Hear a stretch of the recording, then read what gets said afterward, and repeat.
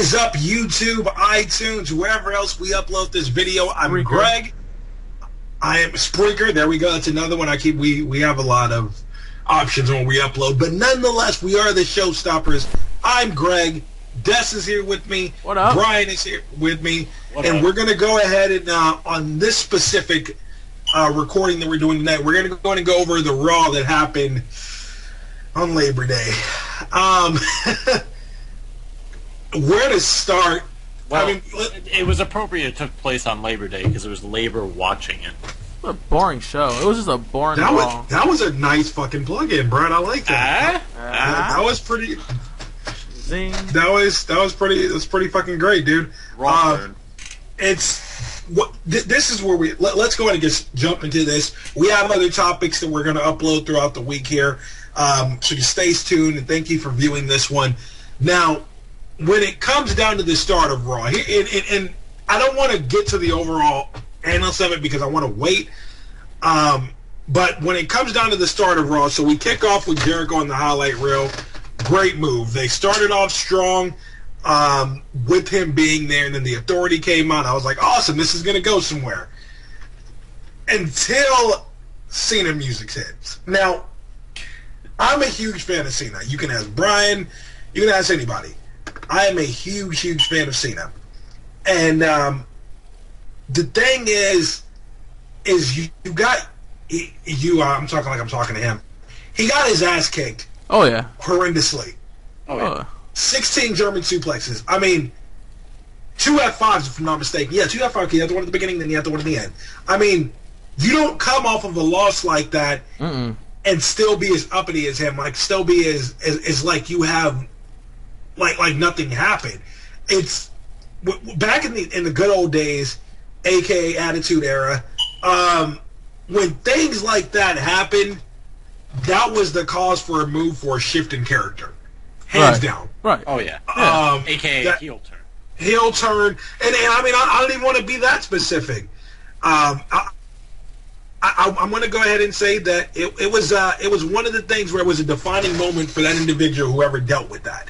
And that's what had me on the edge of my seat. I'm like, okay, SummerSlam's card was good.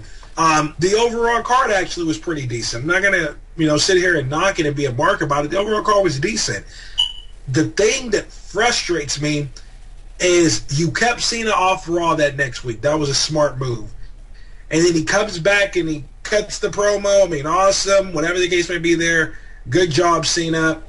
And then you got to the point of burying the Wyatts, which was fucking stupid. And then we go to this week to where you do this. And then Roman Reigns comes out because Randy Orton makes a remark about him. And the thing about Roman Reigns is it upsets me even more than what it does when Cena came out, because Reigns is extremely boring already, and he's not even a year into his solo part of his career yet. That's really scary how quickly he got old. It is. bad. It's extremely. Exactly, dude. You can't sit here and tell me that these guys in the back, or Vince himself, truly believe that this guy's going to be able to carry this company in his back. Well, that's People the may funny hate. thing. I don't know. I've been reading a lot of the backstage reports and everything. Yeah. And from what I hear, there's actually some disagreement as far as the long-term goal for who's going to face Lesnar. Oh, yeah. And Vince isn't on Roman Reigns' bandwagon, Triple H's, from what I hear. Yeah. Vince wants Lesnar's opponent at Mania to be The Rock. Right. Which I'm not exactly thrilled with that angle either. But I'd fucking take it. I'll take that over Reigns. It's like, and it's just getting to the point of Roman Reigns is not a bad wrestler. He's actually pretty good. But ever since he brought the more and more he got closer to being that standout star in the Shield, the more and more he stuck to a specific moveset, which is okay. But you got to switch it up a little bit. He does not switch it up a little bit. That's why everybody hates Cena. Cena does not switch his style up, and people cannot stand that. I mean, it's Reigns is right there. He's right there with that. But the thing about Cena is Cena has the total package. Whether you like Cena or not, Cena can wrestle still. At the end of the day, Cena can talk. He can work the mic. And Cena has the look to be whatever WWE's idea of a top guy is. So of course Cena is the leading example of what that next quote unquote top star should be. Reigns doesn't have the mic. Reigns does not have the mic. He's born on the mic. It's annoying. Yeah, when you limit his skills as far as in the ring, he's already like Cena was fucking dope before he got to the whole, more so PG era Cena. He was extremely good. His match against Shawn Michaels at 23, dude, was amazing.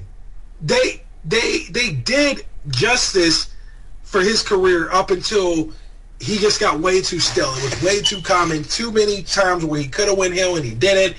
I mean, you can go on for days and days. I'm a fan of Cena, and I cannot even buy one of his shirts because I can't stand the fact that it's so cartoony. If it was stuff like how they had like the controller one back in the day, or the 16-bit one, I would buy that all day.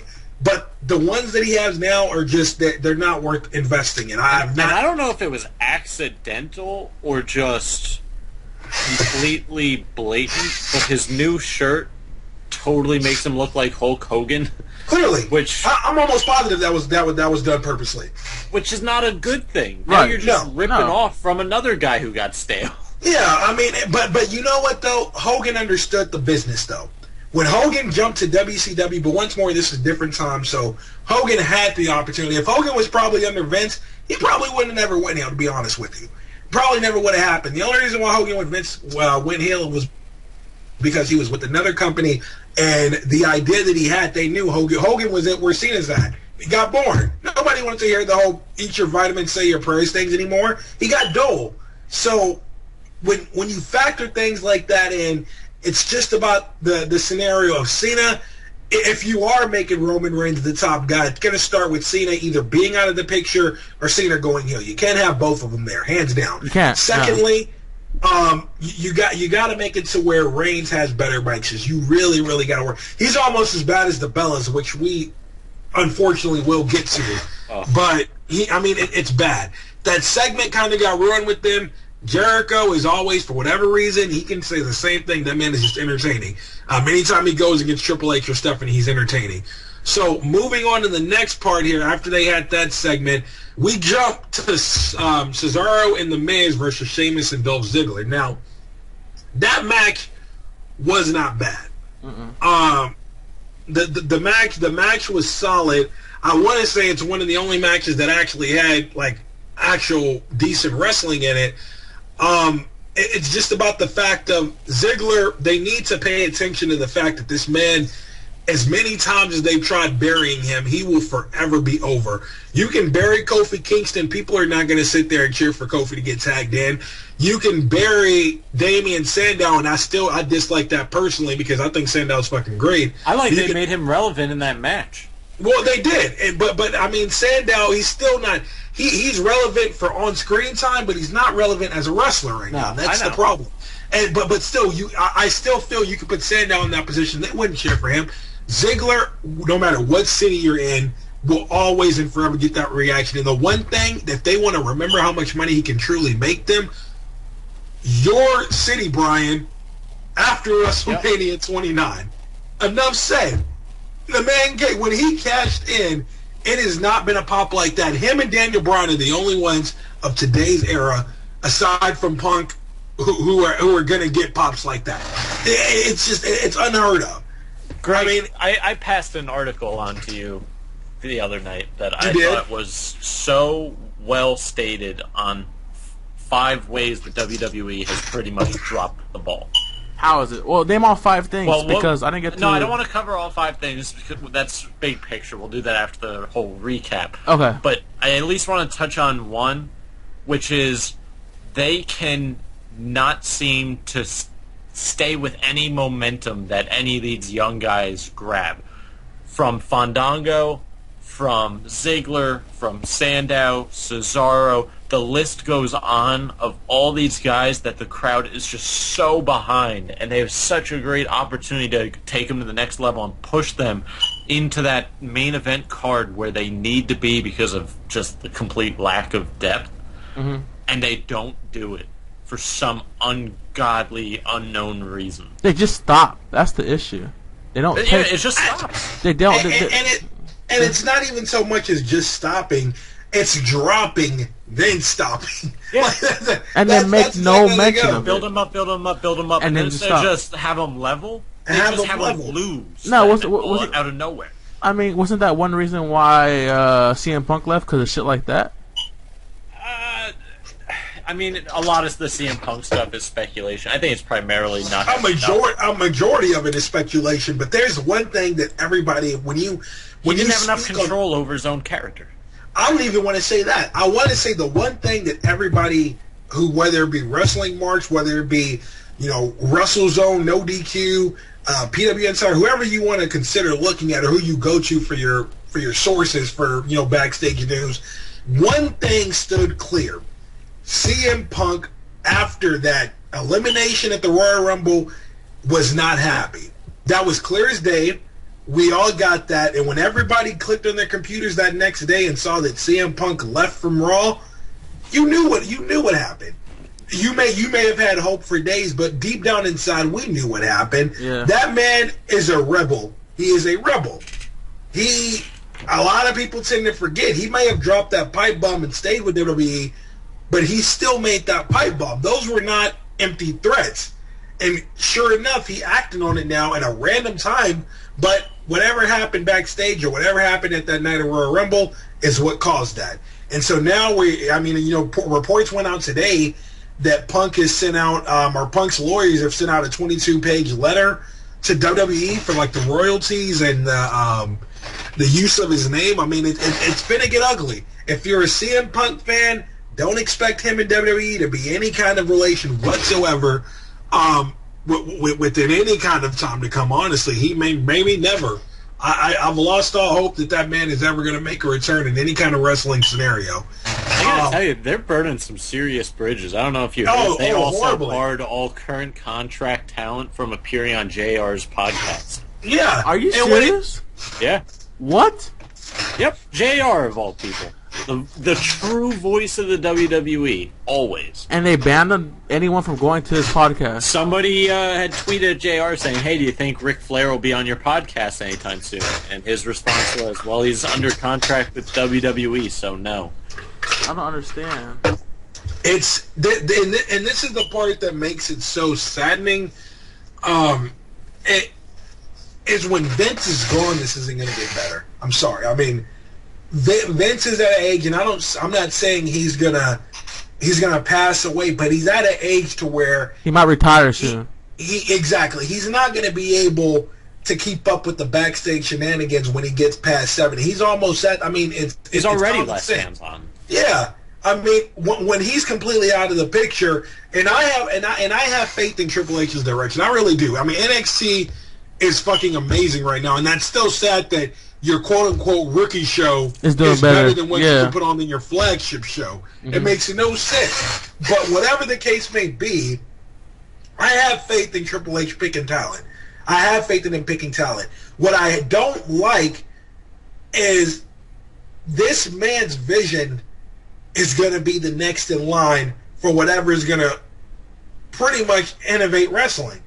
It's going to fall on him. Stephanie's going to contribute, but Triple H, we all know when it comes down to it, those wrestlers, anybody who comes in, anybody who leaves, anybody who's going to want to sign a contract, etc., it's going to go through him because he's the one who not only has the in-ring experience, but he also has gained the backstage knowledge he's learned under Vince McMahon. I mean, it's going to have a lot to do with making sure Raws like this past Monday's Raw do not happen under your watch. Like making sure stars like Daniel Bryan continue to get the respect and the push they deserve. So, would you consider this Raw as a filler show or no? Not even a filler. It can't be a filler because a filler fills in towards something. This did nothing. I can't give this Raw any kind of respect. I can't say it was a filler. I can't sit here and say, you know what? It wasn't a Raw. It was like a main event or a superstar. So you're telling me it wasn't filler? It was just like it really got that bad? Like it was horrible. It was bad. I thought it was a filler horrible. Show.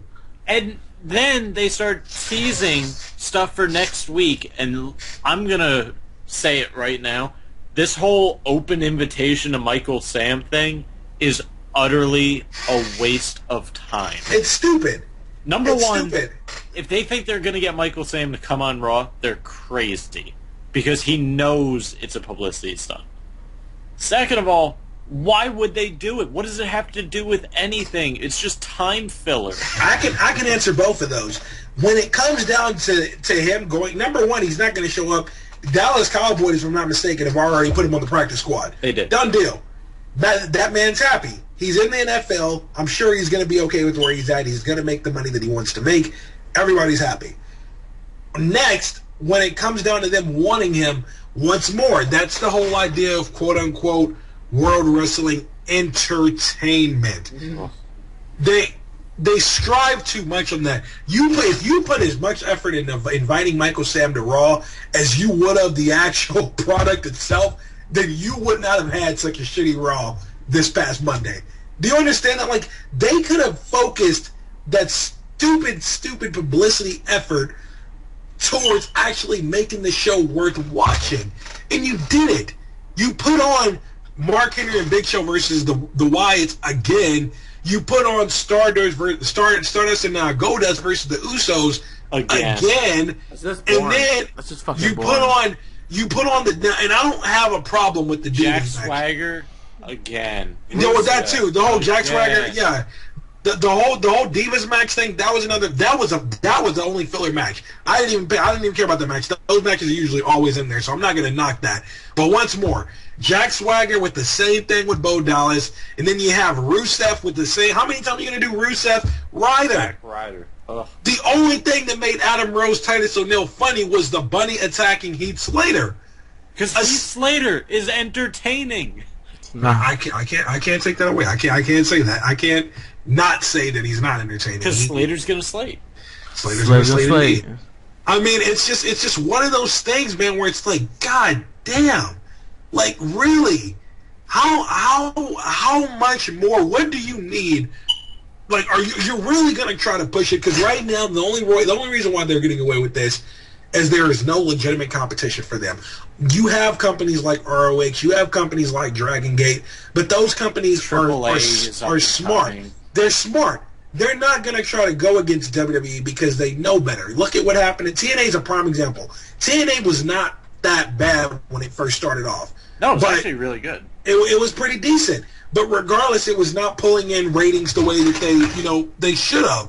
But at the end of the day, you can bring in the likes of Hogan, Bischoff, Scott. You pretty much brought back. You know when WCW. TNA went downhill? I can point to it. One. When it was no longer Jeff Jarrett. Oh. I want to say when they brought on fucking Hogan, but I mean that's still it was the same time frame, so I can't.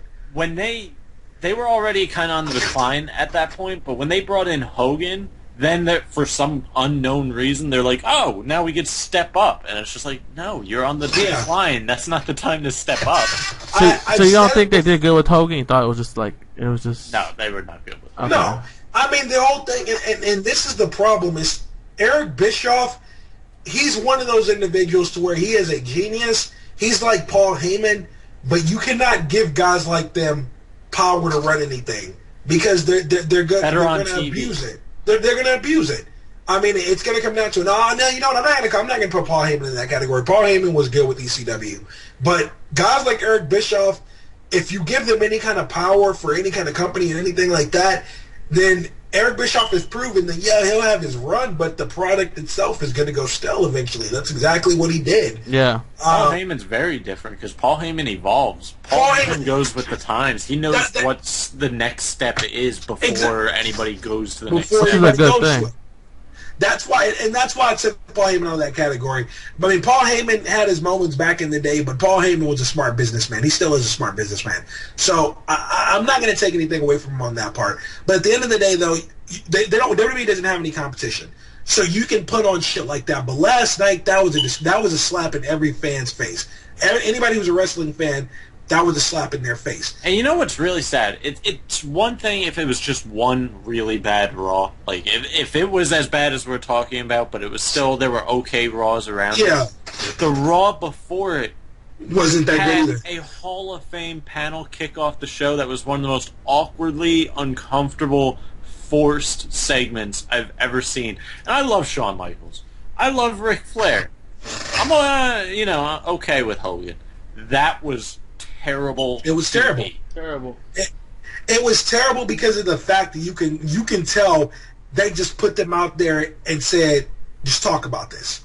There was no setup. There was no prepping for that. Clearly, they put together the day before, where they started actually advertising. It's not even like they advertised it the Raw before that, where they're like, "Oh, next week, Hall of Fame panel." It was the day before where they're like, "Okay, Triple H isn't going to be on the show.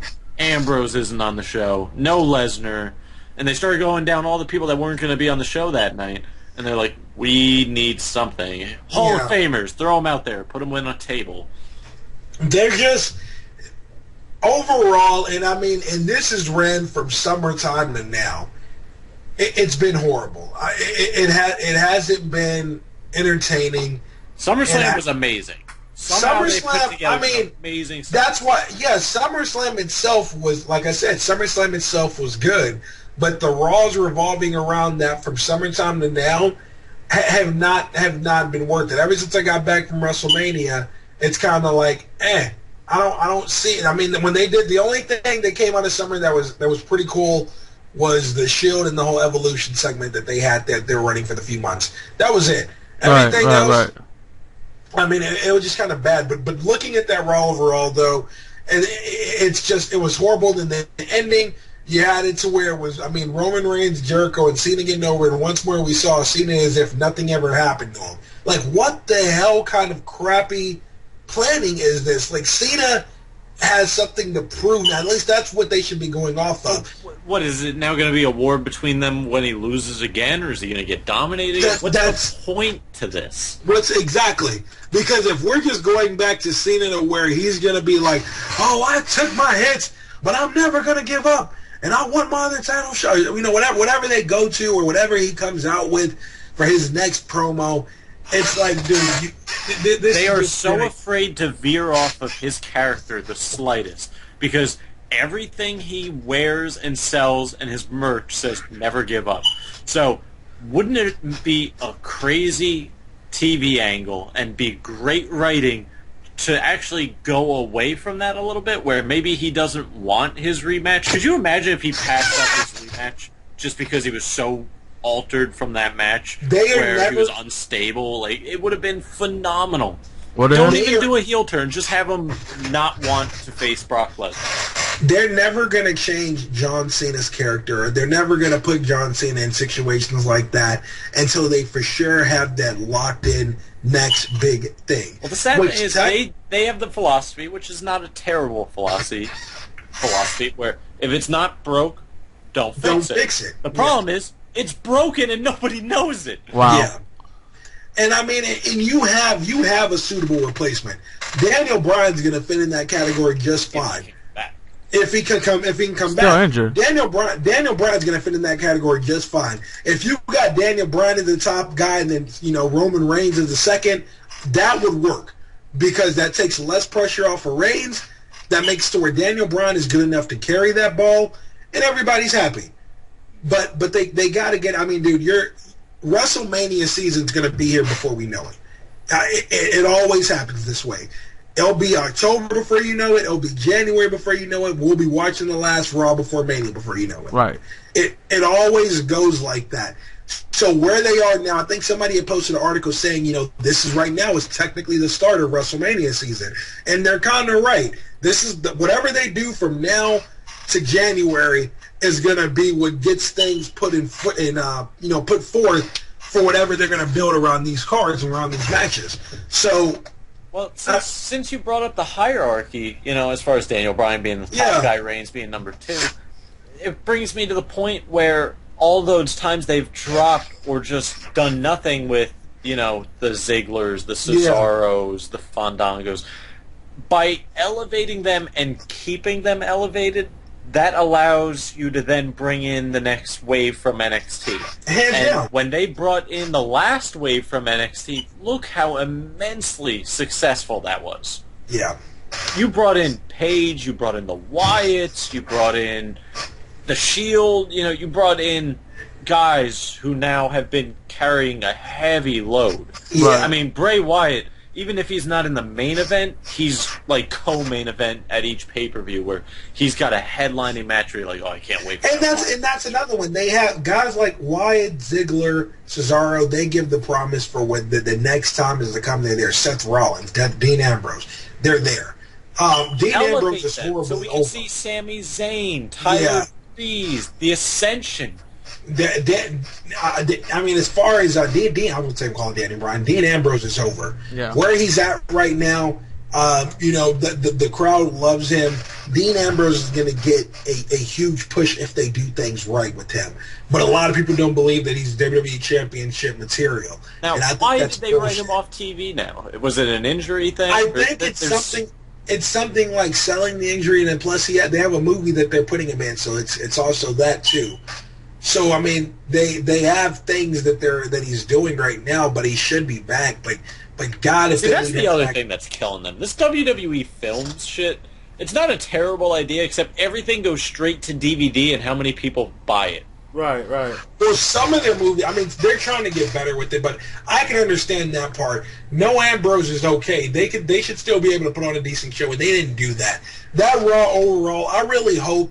This Raw has gotten they picked a lot a bad time for it. They need Dean Ambrose right now. Well, yeah, but I'm just saying overall, a lot of people, and that's Twitter. And you saw on Twitter how people attacked the whole Brie and Nikki segment. Oh my God, growing up Bella. Yeah, I would say the whole growing up Bella thing like that. Now, I'm going to defend it to an extent that I thought it was hilarious.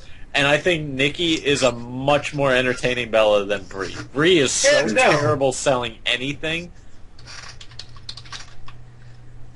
I mean, it's along the lines of that whole Brie Bella, Nikki Bella, the growing up Bella things. I want to say it's along the lines of the Katie Vick storyline when they ran that. Yeah. I mean, it was bad. It was really, really bad. And it was so bad that it got the publicity that they wanted for whatever reason, but not in a good way. I mean, that Raw couldn't sell water to a man in a desert who'd been in there for a week with no water. She couldn't. No. She is so horrendous on the microphone. And it's not even. I don't even want to say she's horrendous on the microphone. I want to say her act. There you go. Her acting piece of it is what lacks terribly. She's horrible with crying and you bring in Paige and AJ, and Paige and AJ, when they had that whole segment, were the topics that were coming out of that. I mean, so what you just overshadowed your biggest storyline of the past few weeks. I'm telling you, where things are right now, this Raw, a lot of people have talked about, from people like the likes of Stone Cold Steve Austin, who matter, people like the likes of, upper wrestling websites that a lot of people go to, PW Insider, etc. This story is spreading clearly. It's spread already that this Raw was shitty. And as a wrestling fan, and, as far as anybody at that, whether it be individuals who casually watch, who are diehard fans, Vince, Stephanie, Triple H, whoever the fuck else back there who runs shit, you got to get it together. Where you're at now, if you want to sell the network, the product that's on free TV needs to be better. Not only the network, but if you want to sell these seats that are going to be coming up soon enough for the pre-sale for WrestleMania, get it together. Their worst nightmare could come true if they stay on this current path where WrestleMania may not sell out. No.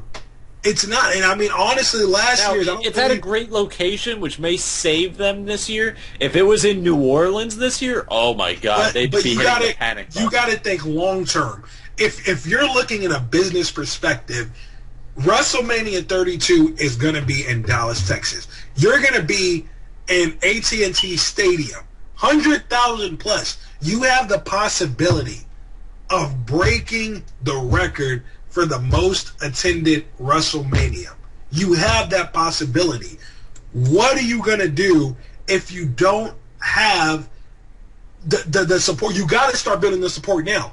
They're not going to be able to get 100,000 plus in that arena with building the product starting like mid-June of next year. It's not going to happen unless they pull like a huge match out of their ass that's going to put people in those seats, which they can do too. I'm not going to take that away from them. But they damn it, just got to stop making Raw main events tag team matches. They need to get back to putting title matches on TV where titles change hands. They need to go back to throwing wrenches in what is predictable. They need to do character changes. Even when they do heel turns and face turns, it's predictable. They need to overall, not only that, you need to stop being repetitive. You have the talent to run better matches. Let's not be lazy.